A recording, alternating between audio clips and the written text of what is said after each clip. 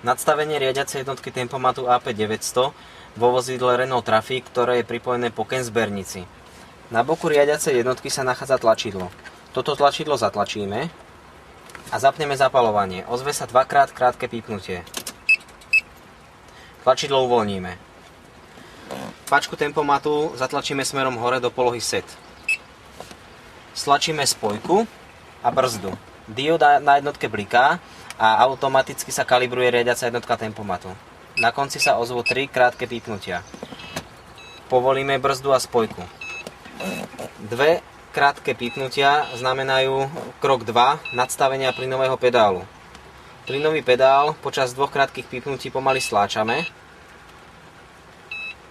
až dosiahneme 100% polohu stlačenia plynového pedálu, čo je signalizované 3 krátkými pípnutiami.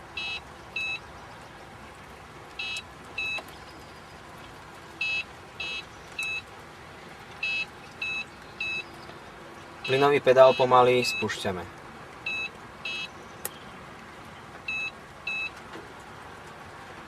Po vypnutí zapaľovania je tempomat nakalibrovaný a pripravený na používanie.